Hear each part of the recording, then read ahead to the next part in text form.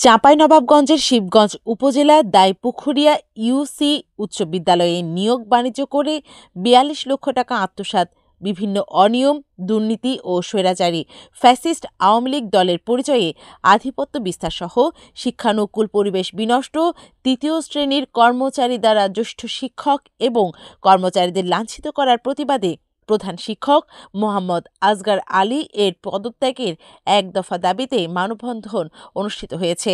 ২২ জানুয়ারি বুধবার সকালে মির্জাপুর বাজারে দাইপুখুরিয়া ইউসি উচ্চ বিদ্যালয়ের সামনে এলাকাবাসী, ছাত্রছাত্রীর অভিভাবক ও শিক্ষক কর্মচারী বৃন্দের আয়োজনে ঘণ্টাব্যাপী চলা মানববন্ধনে বক্তারা প্রধান শিক্ষক আসগার আলী বিভিন্ন অনিয়ম ও দুর্নীতির চিত্র তুলে ধরেন।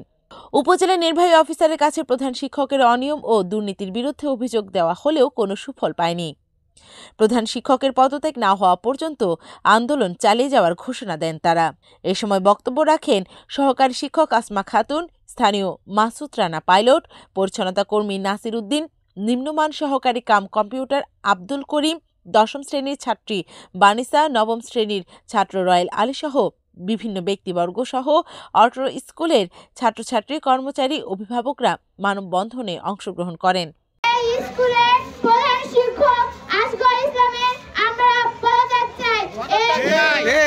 টিচারের প্রথম অক্ষরটা হচ্ছে টি, আর টি হচ্ছে ট্রুথফুলনেস, অর্থাৎ সত্যবাদিতা। কিন্তু এই প্রধান শিক্ষকের মিথ্যা কথা বলতে বলতে আমি আঞ্চলিক ভাষায় কি বলবো, এর মনে হয় কলিজায় ভুলে গেছে। এর সত্য কথা বলার যে নারীটা আছে, সে নারীটাই মনে হয় ছিঁড়ে গেছে। তিনি কথা বলেন, সমস্ত কথাই মিথ্যা বলেন, তার ষড়যন্ত্র প্রমাণ আমি একটা নিজেই। 2 নম্বরই করেছে। আমার আব্বা 9 লাখ টাকা নিয়ে বসেছিল, আমার যোগ্যতা আছে চাকরি, তারপর চাকরি দেয়নি, কথা দিয়েছিল। আর আমার আব্বুর কাছে বেশি পাইনি, তার বলে আর কাউকে দিয়ে দিয়েছে, কথা দিয়ে কথা রাখেনি, কথা ভঙ্গ করেছে। কাউকে আকাশচুম্বী, কাউকে মাটি দলিত করে, আর বিভিন্ন ধরনের কথা বলে নিয়োগের পর আমাদের এমপিভুক্ত করানোর সময় আমাদেরকে বাধ্য করে অনেক টাকা হাতে নিয়েছে। যদি আমরা না দিতাম তাহলে আমাদের এমপিভুক্ত হতো না।